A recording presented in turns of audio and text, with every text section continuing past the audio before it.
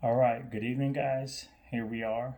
I'm your host, Damien Castillo, coming to you from the ATX with another installment of Third Coast Sports, Entertainment, and Life.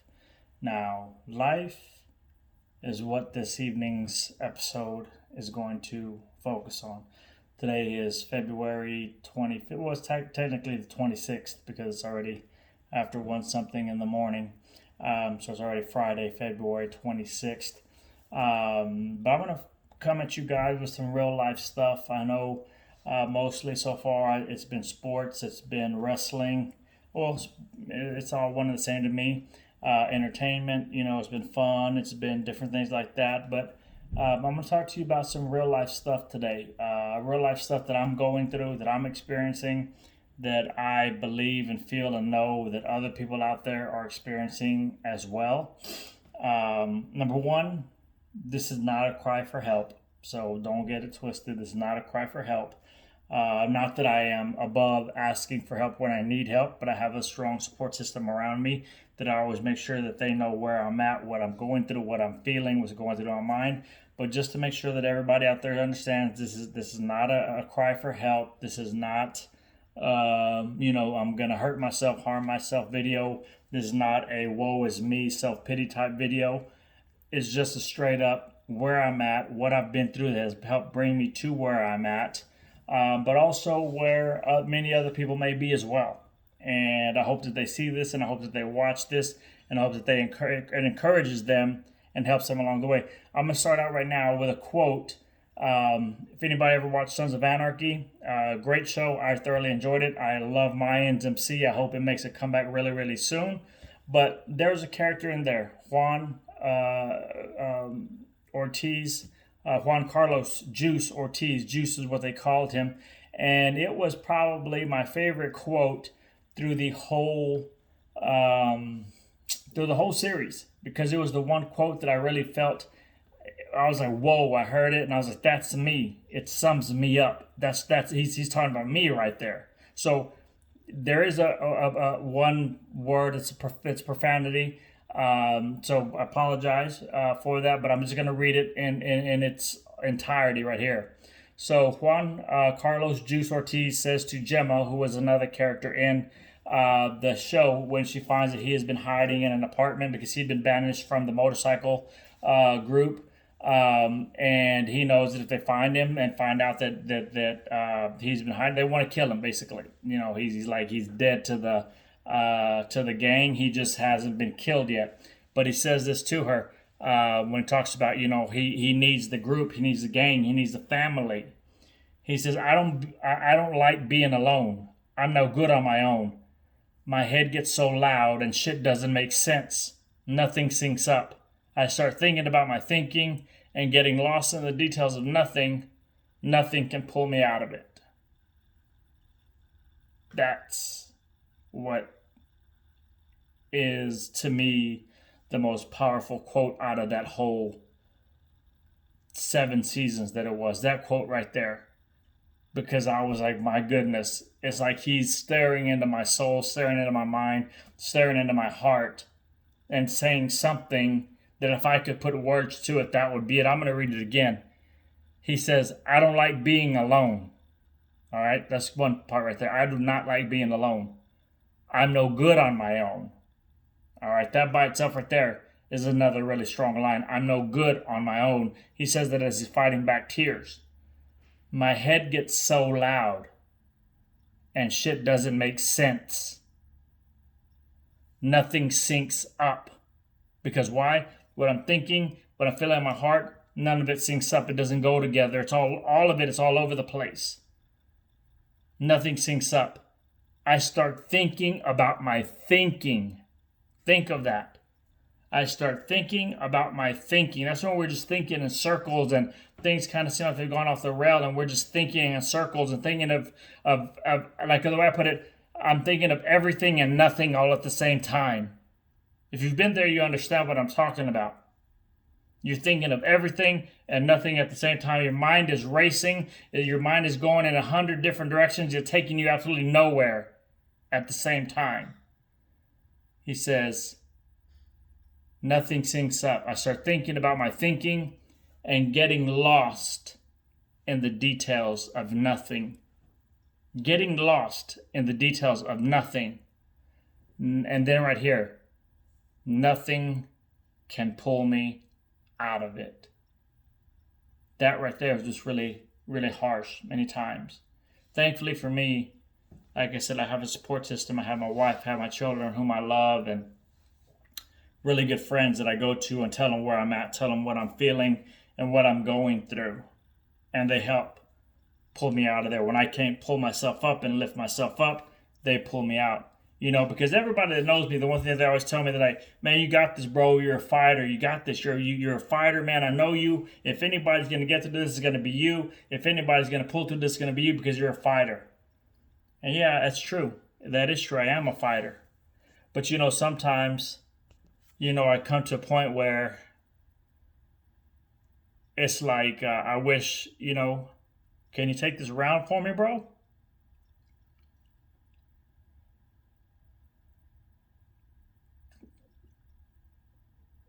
Can I not go out there for the next 3-minute round? Can you go out there for me and fight this round for me and absorb some of those hits that are coming at me that just don't seem to stop? And I know that's life. I know that's part of life. But sometimes that's what I want to say. When people talk about me being such a fighter and believing in me and knowing that, as they say, because they believe it and they know it's true, that if anybody can fight this fight, it's you, bro. You can fight it. But as said many times, I would look to someone. They can say, you know what, man? If I go back out there for the next round, I may tap out. Now I'm mixing sports metaphors, First I was talking boxing, now I'm using the MMA analogy. But if I go out there for this next round, I may tap out, man. Can you go in there for me? Can you take this one? Because I'm not sure that I can take another round right now. I need a breather. I need something to just be a barrier between me and the blows that are coming my way, between the shots that are coming my way. Can you do that for me, man? And I have friends that could and would do that if it was possible. Unfortunately, life doesn't work that way. We can't, again, to mix more sports analogies, it's not like in wrestling where you can just tag your partner in and he comes in and takes some of the punishment, takes some of the fight. No, we got to fight it. Now, I say that in a sense, in a way, that isn't completely true, because when you have the right people around you, like I do, thankfully, you sometimes can, especially with my wife, you can tag them in and they will cover you. They will fight for you. They will take some of the blows for you, and it's a little less on you. But, one of the biggest things right now for me has been about 5 months now that I've been really struggling to sleep. I've been really struggling to sleep. And now what's come upon me here recently is as the night gets later and it's time, for bedtime, I start feeling, pre-bedtime depression. Every once in a while, it goes from the pre-bedtime depression to a little bit of anxiety because am I going to be able to sleep tonight? What time am I going to be able to fall asleep tonight? I've tried medications, I've tried meditating, I've tried, everything. I pray, I read my Bible, I do some guided meditation, I do some yoga, I do whatever I can. It's just a struggle right now. I'm going to talk to my neurologist when I see her in a couple of weeks because, as you guys know, if anybody's watching in my prior videos, I have had 3 brain surgeries. So I see a neurologist very regularly for maintenance on the batteries in my chest and to just see how I'm doing and to document my progress with my physical progress within my body. So that's coming up, and I'm going to ask her, if there's anything that she would advise that I use or try for sleep. But right now, it's getting me. It's killing me because I'm up all night. I sleep most of the day away.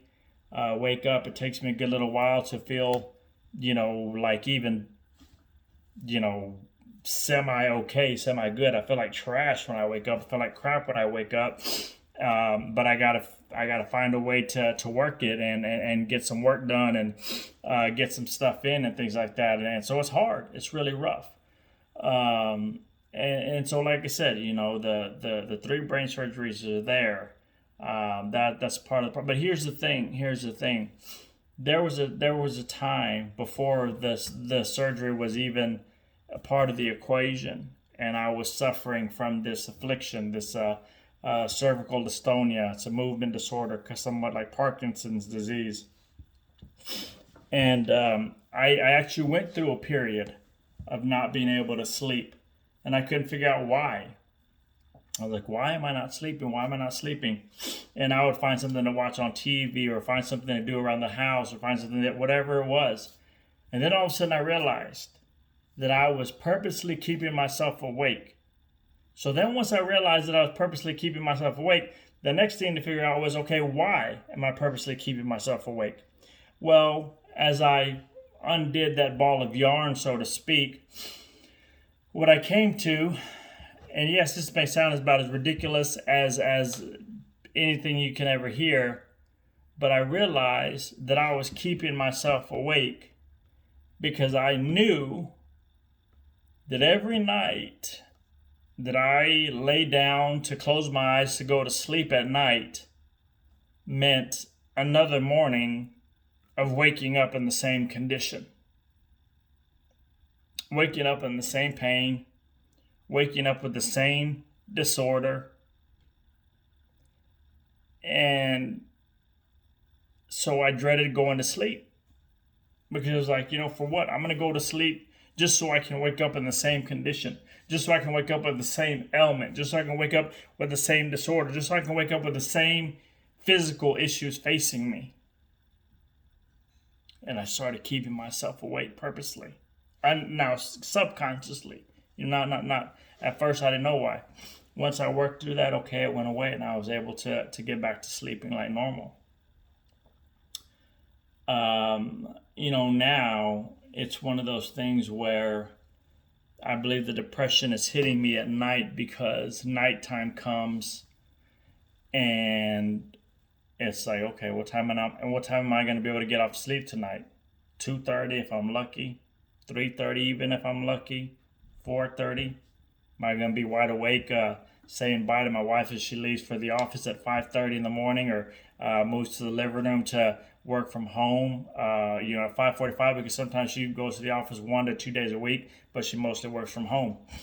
Am I going to be, awake and watching TV with her at 7, 8 in the morning, knowing I haven't slept at all the night before? So now, the not sleeping and the depression, I believe part of it is that, fear of like, am I even going to be able to go to sleep tonight? And if so, what time? Like, do I keep myself awake all night long and all day tomorrow? So that way tomorrow I'll be so tired and so worn out that I'll be able to go to sleep at 8 o'clock, 9 p.m. at the latest, and then finally turn the sleeping pattern around. It just doesn't seem to work out for me, But my body, my brain, has been through so much trauma in the last 9 years or so that it's just leading me to just feel so many different things, so many emotions, have so many thoughts. And again, like this is not a cry for help because here's the thing. Yes, I do get really depressed, and I'm not gonna lie. I've had times where in a angry. Usually, I'm angry over something dumb that's really not that big of a deal.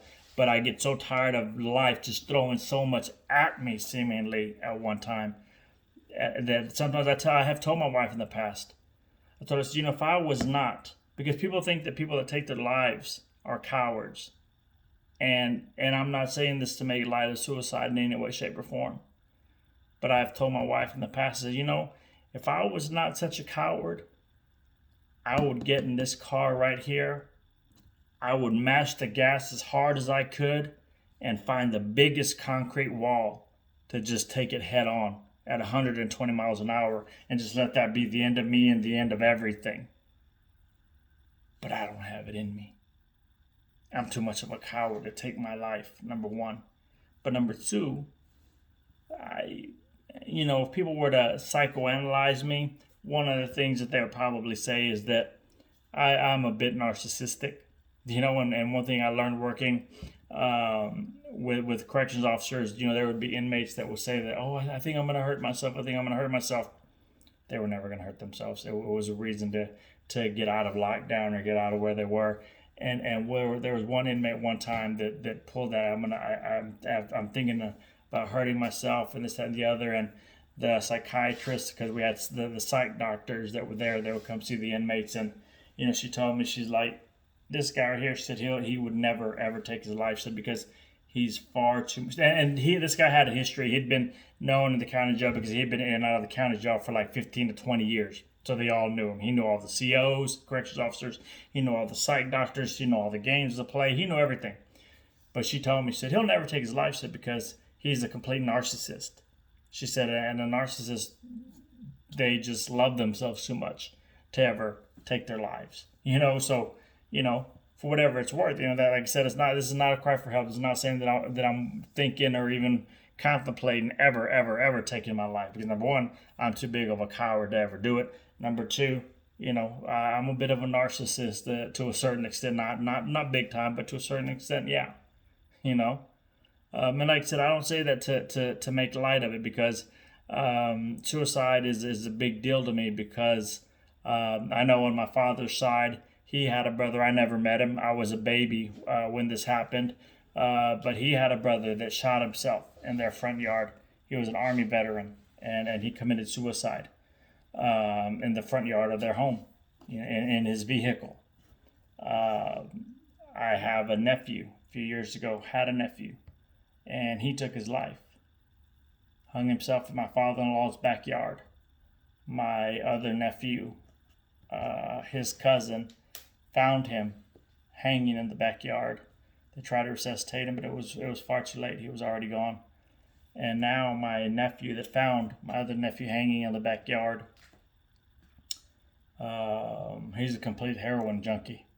He started out basically, a little after the suicide, he got kind of, in a bad way, and was living off of a diet of basically Xanax and Dr. Pepper. That was it. Xanax, Dr. Pepper all day long.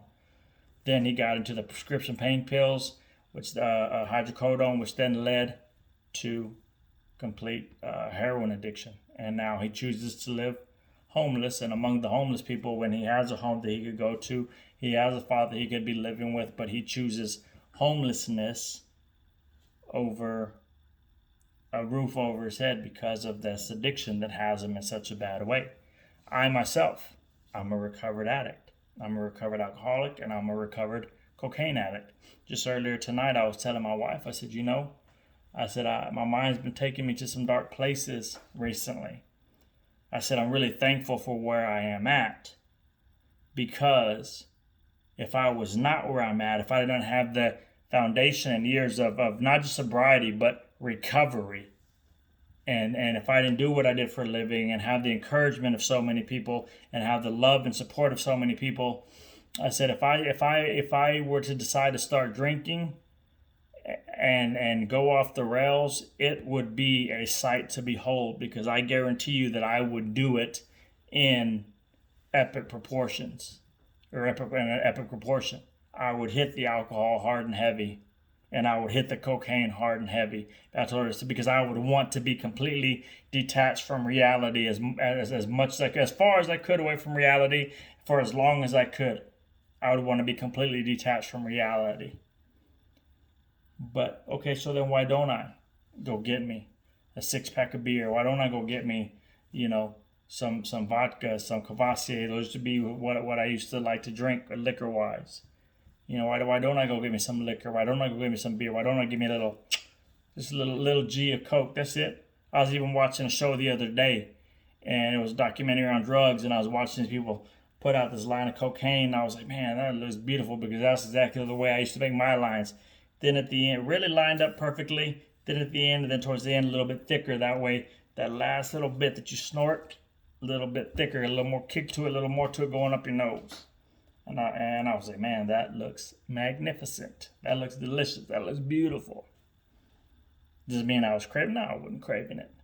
Does it mean that I want to do it? No, I don't mean I want to do it. Does it mean I will? No, I will never do it.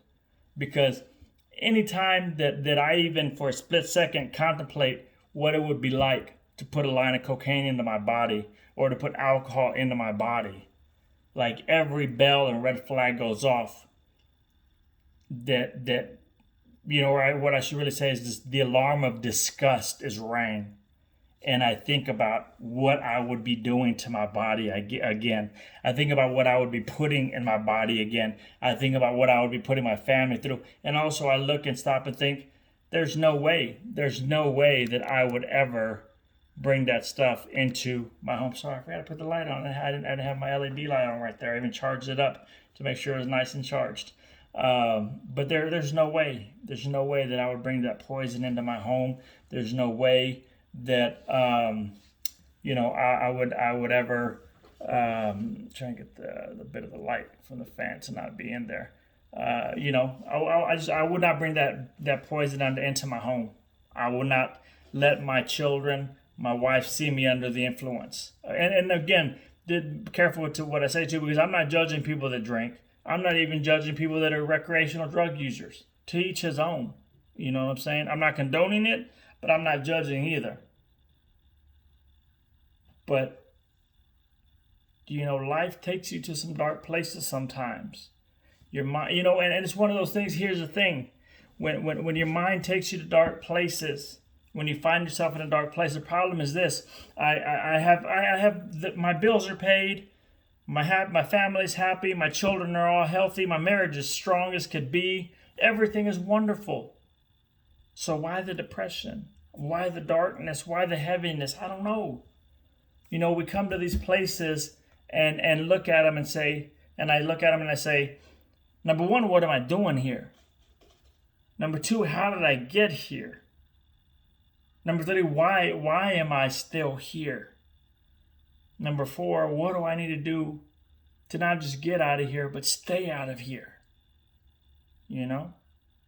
Nobody likes feeling depressed. Nobody likes anxiety. Nobody likes not being able to sleep for months on end. Nobody does. I'm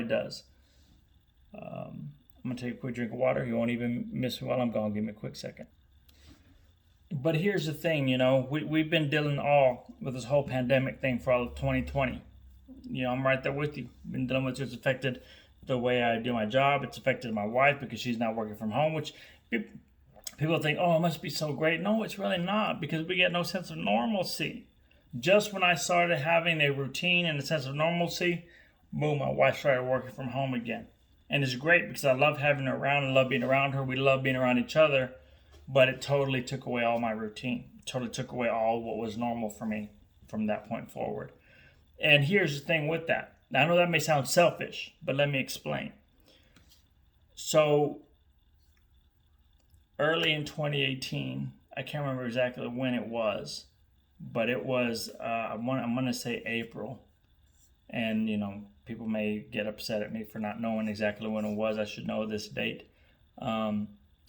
But early in the first half, I'm going to say the first half of 2018, we lost my grandmother, right? You fast forward into 2019, I'm still dealing with this neurological disorder, and we opt for surgery. So now all of a sudden, it's like, okay, shoot, this thing's going to be real. They're going to drill holes in my head. They're going to put wires in me. They're going to cut up my chest to put batteries in there. They're going to do this, that, and the other. And it's going to be a lot. It's going to be an ordeal. Then on top of it, what was supposed to be a 2-part surgery turned into a 3-part surgery because something came loose on this side of my brain. And they're like, oh, hey, by the way, we're going to have to do a redo. And the first 2 surgeries combined were a little over 7 hours long. The third surgery, with all the redo that they had to do, took almost 8 hours. And it's really freaky because they have to have you awake during part of those surgeries. They have to wake you up so that they can hear your speech, make sure you can still feel, move your fingers, move your feet, this, that, and the other, make sure they're not jacking up anything with the brain, in your brain that's going to have you waking up with your speech being off, not being able to move your fingers or manipulate your fingers, not being able to have, feeling in your legs or even move your legs. So they have to have you awake for parts of these surgeries So three times, I'm laying there with holes drilled in my head, hearing their tools scrape against the holes in my skull, while they ask me questions and can you move your hand and can you hear this and can you feel this and repeat this and say this and say that, and all the time it's freezing cold in that operating room. They're throwing heated blanket after heated blanket after heated blanket on top of me, and I'm shivering, my teeth are chattering, and I can hear the surgeon's tools scraping against the holes in my skull. Tell me that that's not traumatic. And then on top of that, you start bargaining with your body to do something simple like urinate, because you're laying in the bed wide awake. We're not really wide awake. You're kind of still under, but I mean, well, no, you're not kind of still under. I mean, you're feeling all the pain meds is what I mean. But was wide awake. So you're laying there wide awake, and you're laying in bed. Your body knows what? Your body knows, hey, we don't piss the bed. We don't do that. You know what I'm saying? Now, since you were a little kid, we know we don't do that. So I was like, hey, you guys, this thing that you got on me ain't working. I need a catheter because I have got something to give. I need something to give relief to my bladder because my bladder felt like it was going to explode. So I was in all-out pain in my bladder area. I'm here listening to tools scrape against the holes in my skull. I'm having my surgeon or my neurologist say, repeat after me, repeat this, repeat this, repeat this. Squeeze my hand, squeeze my hand, squeeze my hand. Rub it on my feet. Can you feel this? Can you feel this? Yes. Move your foot up and down. Okay, now move the right one. Now do this, now do that. 3 times. 3 times. Well, the day in 2020, 2019, I'm sorry. It's like I said, we had lost my grandmother. The first half of 2018. Then November 16th of 2019, we lost one of my uncles that I was closest with in my life growing up. He was one of the biggest parts of my childhood, big part of my childhood, and he passed away on November 16th. I was unable to go to his funeral because of my first surgery. Then I had the second surgery. Then I have the third surgery, which was not in the plans, and finally got everything right. Then, just as I was getting back to normal, they pulled all the staples out, all the stitches out, staples out of my chest. I was just starting to get my energy back, just starting to feel good. And I was like, you know what? Now that I'm going back teaching my classes, I'm going to start dressing the way I should. And I started getting back to my slacks and my nice dress shirts and my ties and my vests. I mean, you can see I have racks of clothing over here, so I have plenty to be thankful for. Not that material possessions make you happy by any means. That's not what I'm saying. And not that I'm about all that. But I'm thankful for what I have is all I'm saying. So I got back to it. Nice slacks every day. Nice dress shirt. Really nice tie. Nice vest. It was good to go, and I'd teach my classes. Looking sharp as a tack every day. Well, that was just before the pandemic hit. So then all of a sudden the pandemic hits, and boom. Everything is just blown out of the water. So now all of a sudden I'm working from home. Then all of a sudden get a routine going, and all of a sudden, boom, now my wife's working from home. And there goes that routine and everything. So just every time that I inch closer to normalcy and get ready to take hold of what's normal at that moment, because we all know we're still far from normal in this world right now. But just as I get close to being able to grab what is normal in my book and in my life, boom, it gets snatched away or pushed further ahead of me. And I say, okay, let's regroup. Let's redo this. Let's handle what's hitting us now, and let's go from there. Recently we moved into a new place, which is kind of big because change is hard on me. But you see, also, we moved, it was me, my wife, and my youngest daughter. And we moved into a 3-bedroom place because we needed the extra room, the third room for an office, for all of my clothes and all of my action figures and things like that I'm starting to collect. So we needed a 3-bedroom and couldn't do a 2-bedroom. So I moved into a 3-bedroom, but that's still going to allow us to save money, start putting money away. we got some good things coming. We're getting ready to pay off one of our vehicles, or our only vehicle that we have made payments on, so that's going to be able to go into the bank as well. And my two oldest kids took over our home where we were at, and with a roommate and possibly another roommate coming along. So they're going to be paying rent. So that's going to now become an investment property. So that's going to be really good. But the first couple of days that we were here in the apartment, or not first couple of days, but a couple of days within the first few days, I was crying really hard, trying to go to sleep. And my wife was like, "What's wrong?" And I told her, I said, "I broke my family up.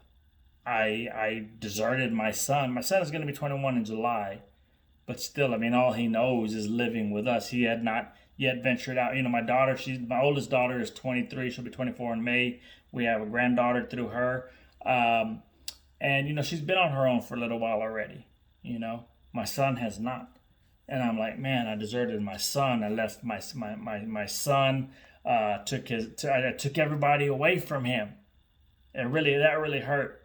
I was like, I took his mom away from him. I took his sister away from him. I took us as a family away from him. We have two dogs that he loves. I'm like, I even took the dogs away from him. And I mean, I can feel it in the pit of my stomach because of the way it made me feel when I was feeling it in those couple of nights. I was like, I took everything away from him. I was supposed to be bringing my family together, and instead I tore it apart.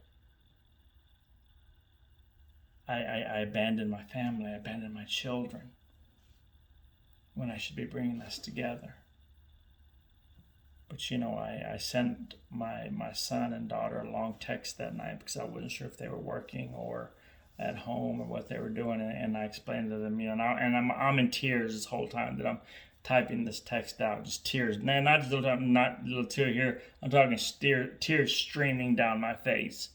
And I was telling them apologizing for what I had done, and I'm so sorry that I did this, and I hope that you all. And now we had all talked about it and agreed upon it for a while, but yet I was still feeling the guilt, and I was still feeling the fear of my children not being under my watchful eye and not being under my my roof, so to speak.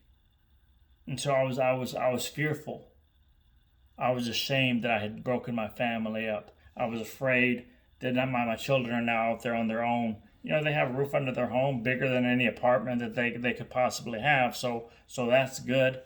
But still, I felt like a horrible father. I felt like a terrible father. So it's been a lot to digest. It's been a lot to reconcile within myself as we get comfortable in our new place and settle in. I'm very thankful for it. Very, very thankful for it.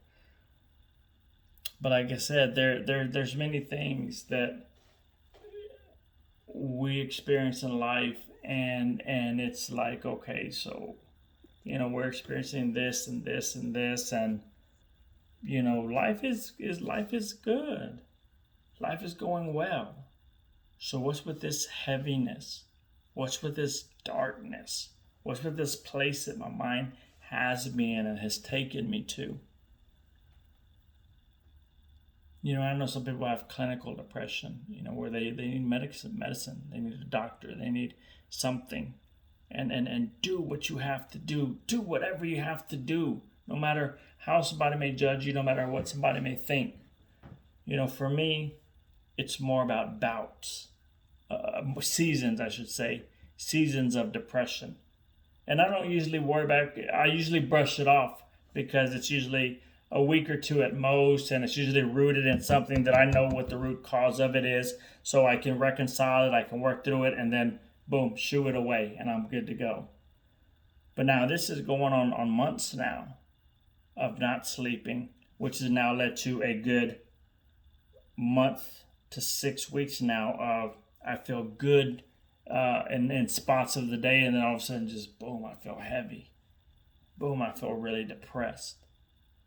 And I'm looking around and I'm like, what is really wrong with me? What do I really have to be depressed about? But back to what I was saying a little bit ago. When I mentioned about losing my uncle, I didn't bring that up just to bring it up. I lost my uncle, had 3 brain surgeries.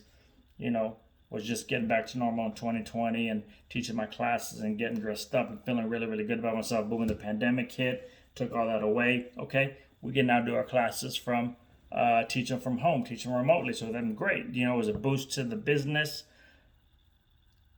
And then we lost an aunt of mine. She was my mom's oldest sister. Last July or August. I mean, all of it seemed to run together because she passed away, and we had to wait like a month to 6 weeks before we could bury her because of everything that was going on with the pandemic.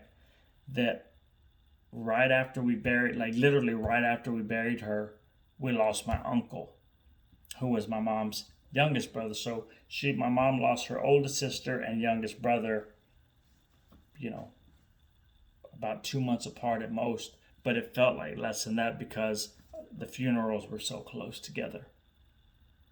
So you're talking about 4 deaths in a really small period of time, 3 brain surgeries in a very short period of time because they were all done in less than a 2-month period.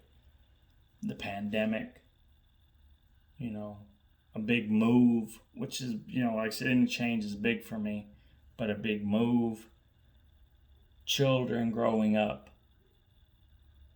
you know, seemingly needing me less and less. And, you know, that does hurt as a parent. That hurts as a father. Because one thing for your children to need you less and less as they progress in life and get older in life, but then as they need you less and less and call on you less and less, that's where you really start to ask yourself, did I give them enough tools in life? Did I give them enough guidance and direction and tools to navigate this life that seems to be getting uglier and uglier by the year? Did I give them enough of my heart so that they'll know that I'm always with them? Did I prove myself enough to them so that they'll know that I always got their back and I always support them and always will? Did I give them enough nurturing? Did I give them enough love?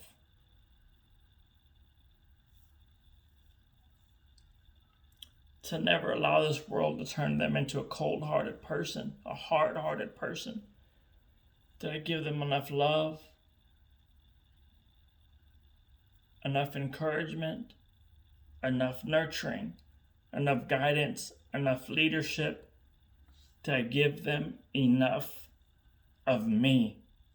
You see, because I grew up with my biological father really never being in my life up until a few years ago.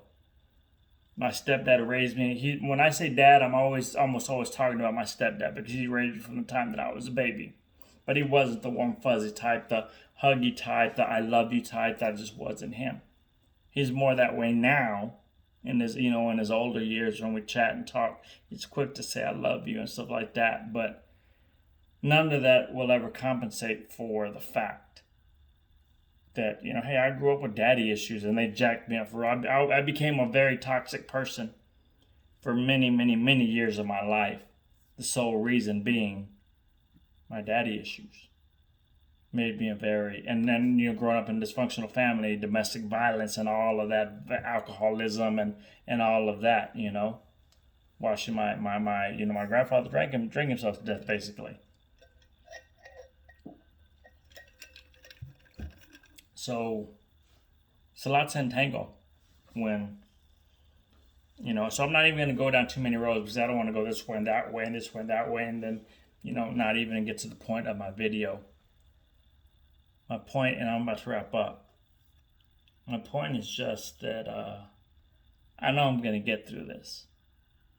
I know I have the right I know that I have the right mindset, the right heart to get through where I'm at. I know I have the right support system around me, quality support system. I know I have the right people around me, right things in place. I know that I do.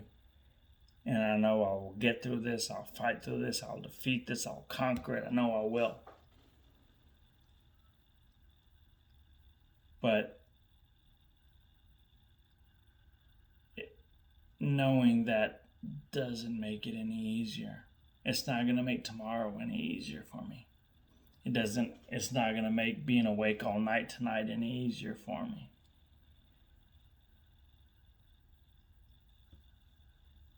But knowing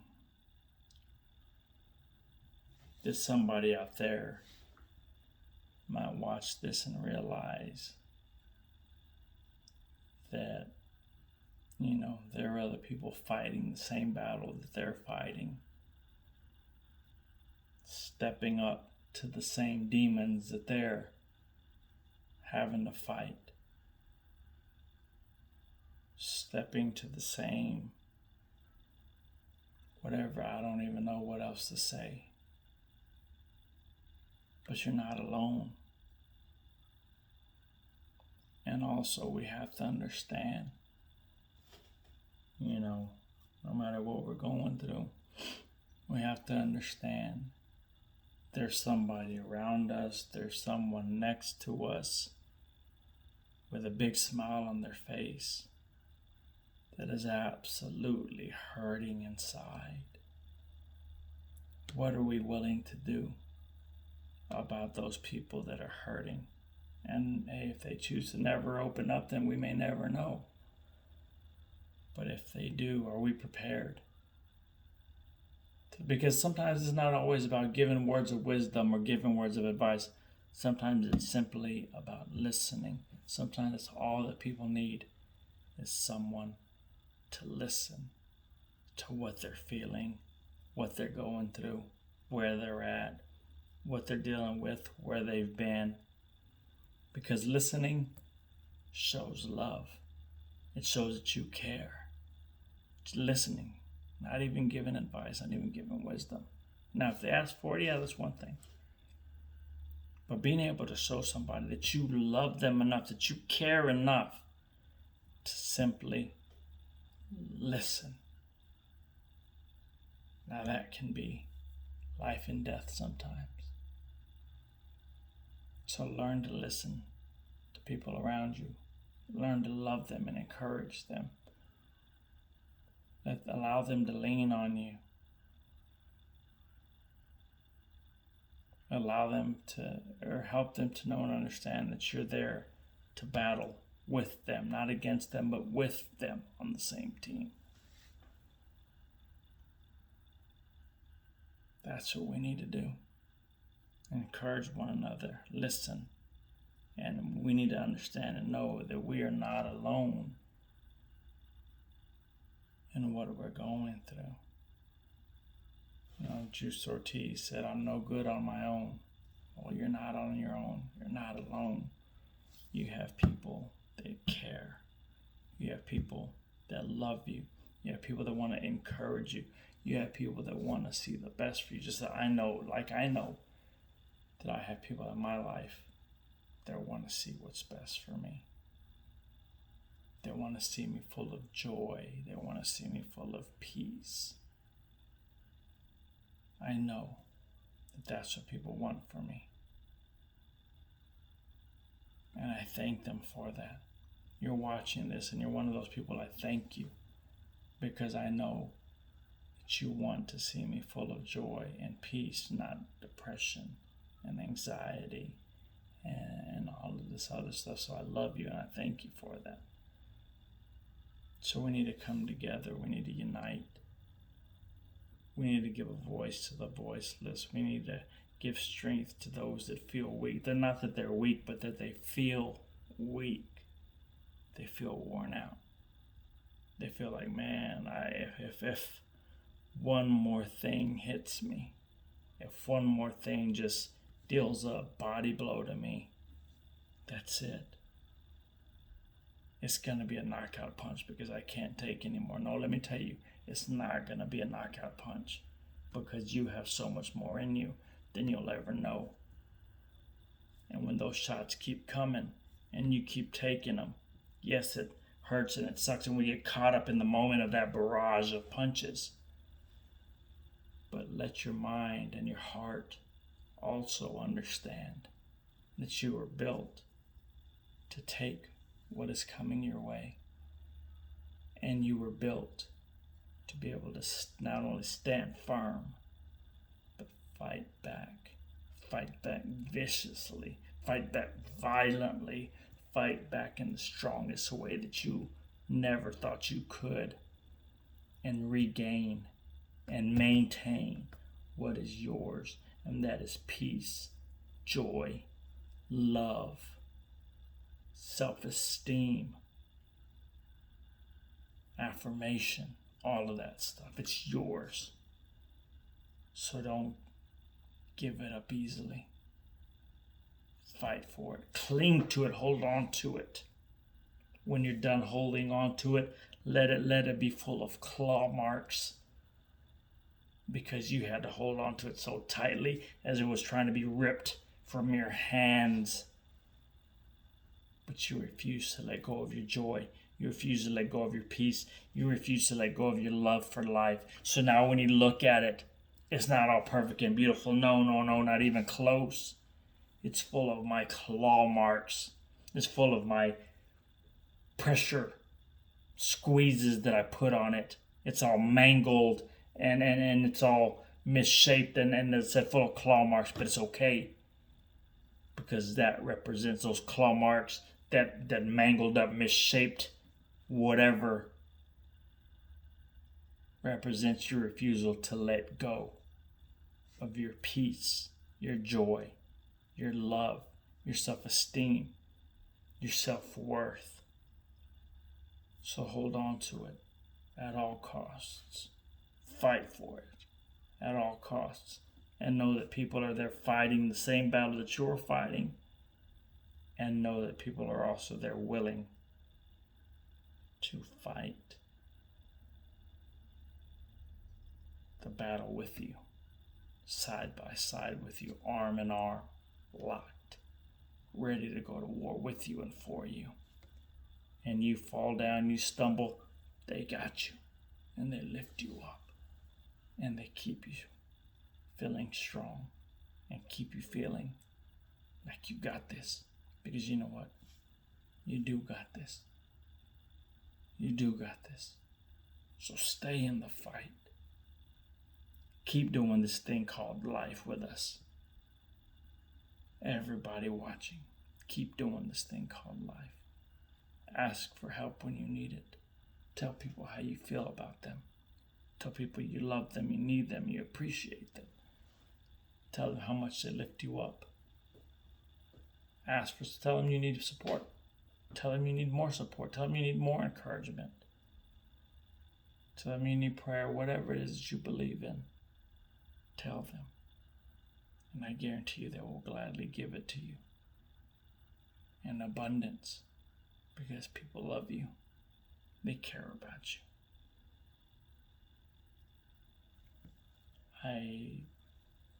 For the sake of not wanting to just ramble on and talk just to talk, I'm going to go ahead and call it a video.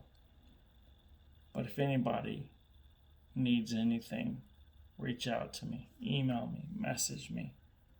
I'm here to encourage you. I'm here to have your back. I'm here to watch your back. If you got any words of encouragement for me, feel free to message them to me, email me, let me know. That way I'll know I got a soldier on my side. That way I'll know I got somebody willing to fight this battle with me every single day. That being said, I want to thank you all very much for your time and attention. I want to thank you all for helping me make this channel what I really want it to be. Sports, entertainment, and life. Life is the most precious commodity that there is. You can't put a price tag on life. You know, some people think that certain people's lives are worth more because they have this, they have that. Nah, it's not about that. It's not about, material possessions. It's about what you have to offer, what you give. And I'm not talking about letting yourself be used. No. I'm talking about you allowing yourself to be used in a positive way, in a way that gives back to you. So when you pour out, something is being poured back into you. So always know how to give in a way that is healthy, so that you're not used in an unhealthy way. But I love you guys. I thank you very much for your time. I hope you enjoyed this video, and I hope you tune in to the next one. Thank you. I'm out.